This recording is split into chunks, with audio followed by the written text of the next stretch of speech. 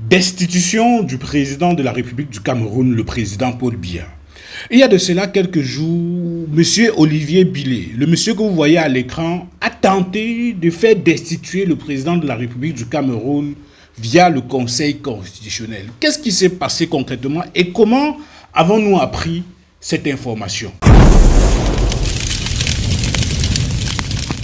Alors, bonjour mesdames et messieurs, enchanté, moi c'est Brice. Si vous êtes nouveau ici, je vais vous demander de faire comme ça, de vous abonner. Abonnez-vous, je vous en prie, et activez la cloche de notification pour toujours rester alerté des prochaines vidéos. Le 9 janvier, il y a de cela quelques jours, mesdames et messieurs, il y a une correspondance du greffe adressée à M. Olivier Bilé, qui avait demandé à ce que le président de la République du Cameroun, M. Paul Biya, puisse être destitué. Nous avons appris cela grâce à une notification du secrétaire général qui disait ceci: Monsieur, en application des dispositions de l'article 62 de la loi numéro 2004/004 du 21 avril 2004 portant organisation et fonctionnement du Conseil constitutionnel modifié et complété par la loi numéro 2012/015 du 21 décembre 2012, j'ai l'honneur de porter à votre connaissance que l'audience relative à votre recours aura lieu le mardi 13 janvier 2026 à 11h30 dans la salle d'audience du dit conseil 6 au hall du palais des congrès de Yaoundé. Veuillez croire, monsieur, à l'assurance de ma considération distinguée pour le secrétaire général et par ordre le greffier en chef. Alors, comme vous l'avez compris, mesdames et messieurs, il y a de cela quelques jours, le 9 janvier, le greffier de la Cour constitutionnelle, autant pour moi, du Conseil constitutionnel, adressé une correspondance à M. Olivier Bilé pour lui notifier du jour de son audience. Parce que voilà, il faudrait avant tout rappeler qui est ce personnage Olivier Bilé. Vous vous souvenez, avant l'élection présidentielle, il y a eu des groupes de personnes qui faisaient savoir, qui proposaient des programmes de transition. D'autres disaient qu'il faudrait une transition à la tête de l'État avec le président Paul Biya comme le président de transition. D'autres de l'autre côté, les Célestins Jamel et tout. Bref, Olivier Bilé fait partie de ceux-là qui, avant l'élection présidentielle, faisaient et proposaient qu'il puisse avoir transition au Cameroun avec le président Paul Biya à la tête de la transition. Lorsque j'ai situé dans cela, je reviens donc. Il y a des politiciens au Cameroun qui, à l'approche des élections législatives et municipales, font des sorties pour faire un buzz médiatique.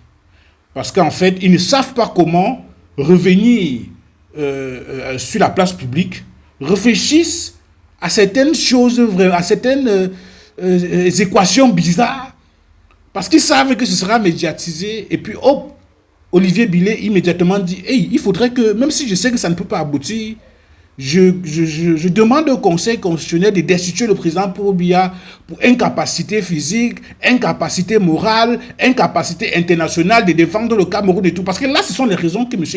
Olivier Bilé a évoquées, n'est-ce pas, dans sa correspondance. Vous voyez? Parce que ce sont des gens qui, lorsqu'ils ont fait cette proposition de transition, avant l'élection présidentielle, ça a été battu en touche. Il y avait l'actualité autour du principal opposant, le professeur Maurice Kamto. Il y avait l'actualité autour de Issa Chiroma Bakary. Immédiatement, les Camerounais ont oublié cela. Parce qu'en fait, les Camerounais n'avaient pas compris comment quelqu'un qui se dit opposant peut venir proposer une transition au Cameroun. Et à la tête de la transition, on a encore le président sortant. Les Camerounais avaient simplement dit ça, ce sont des bluffeurs.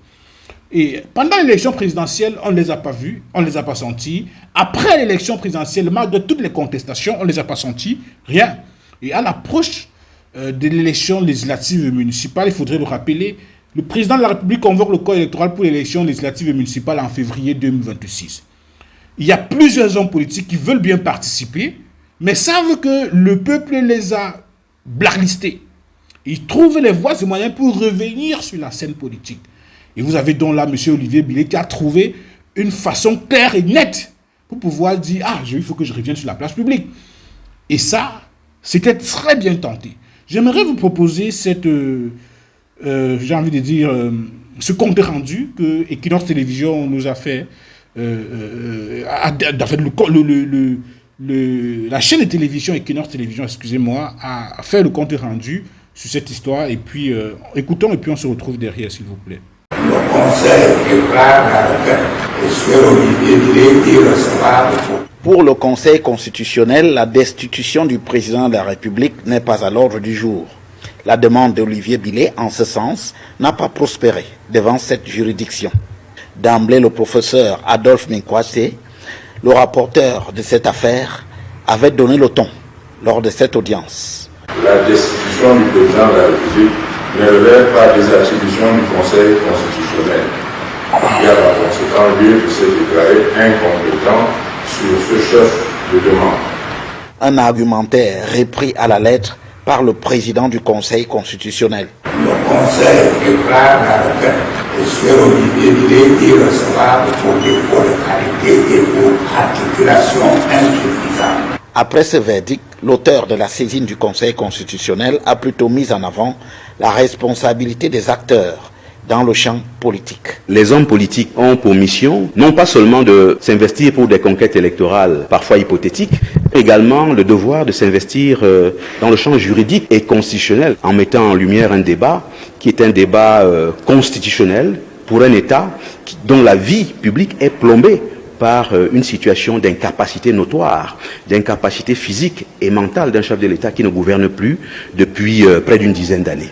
Au-delà, à ses yeux, l'option du Conseil constitutionnel est venue conforter sa conviction sur l'état de droit au Cameroun. Le Conseil constitutionnel du Cameroun estime qu'il a été nommé par le président Biya et que même lorsque la loi, la Constitution, établit des dispositions extrêmement claires, comme celle de l'article 6 alinéa 4 qui prévoit que la constatation de la vacance pour décès, démission ou empêchement définitif est du ressort du Conseil constitutionnel. Et c'est lui qui constate cela. Nous entendons des choses qui nous paraissent quand même passablement étranges. Quant à la requête d'Emilien Denis à Tangana, sollicitant entre autres le retrait de l'attestation de conformité fiscale dans le dossier de candidature pour les législatives, n'a pas connu de meilleur sort devant le Conseil constitutionnel.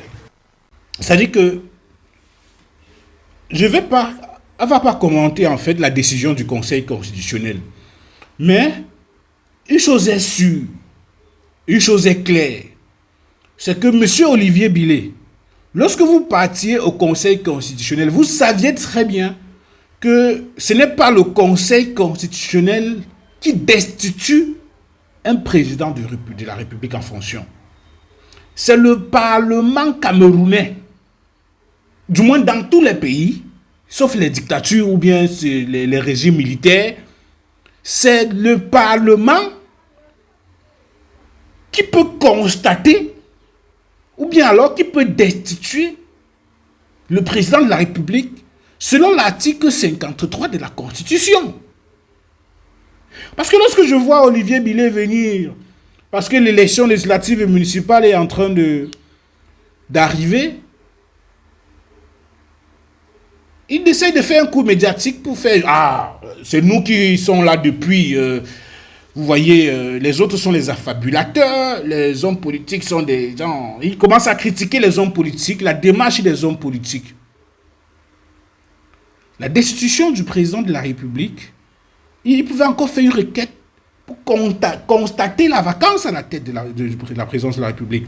Mais lorsque Olivier Bilé part faire déposer une requête au Conseil constitutionnel pour que le Conseil constitutionnel puisse destituer le président de la République, M. Paul Biya, on se rend compte que ce monsieur, c'est un blagueur.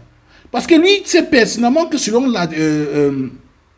l'article 53 de la Constitution camerounaise, c'est le Parlement qui constate, l'Assemblée nationale, si vous voulez, qui constate, ou bien alors qui peut destituer le président de la République. Et on destitue le président de la République par vote. Ce n'est pas par une décision écrite. Vous voyez? C'est-à-dire... Le Parlement se réunit, il y a une requête de destitution du président de la République, peut-être pour trahison, ou bien pour sanction, ou bien il a été reconnu pour quelque chose que ce soit. Et puis on trouve que la sanction est sévère, c'est-à-dire le président de la République est accusé pour un truc très grave. Le Parlement se réunit pour dire il faudrait qu'on puisse le destituer. Si au Cameroun, au Parlement camerounais, il y a 180 députés, il faudrait que les 180 puissent voter et dire « Je suis d'accord pour que... » Mais M. Olivier Bilé, est-ce que vous ne connaissez pas ça? Il faut arrêter un peu de jouer. C'est pas parce que vous allez faire une requête de destitution du président de la République qu'on va justement dire, comme les Camerounais ne veulent plus du président Paul Biya, il faudrait qu'on accorde du crédit à Olivier Bilé. Oui, allez là où les Camerounais vous attendent. Parce que vous avez choisi un secteur où les Camerounais savent déjà que c'est mort. Vous-même, vous saviez que c'est mort. C'est la raison pour laquelle je pense que ça, c'était un buzz. Vous vouliez revenir sur la place publique, et Equinox a parlé de vous, les médias sociaux ont parlé de vous, et puis après, la suite c'est quoi? Parce que vous ne savez pas prendre les décisions lorsque le peuple a besoin de vous. Vous ne savez pas vous placer du côté du peuple au bon moment lorsqu'ils ont besoin de vous. Mais lorsque vous voulez revenir sur la place publique, vous décidez de faire tout et de n'importe quoi, mais vous savez très bien que le pouvoir présidentiel au Cameroun est hyper centralisé. Et vous saviez que ce que vous avez fait ne pouvait pas marcher. À très bientôt.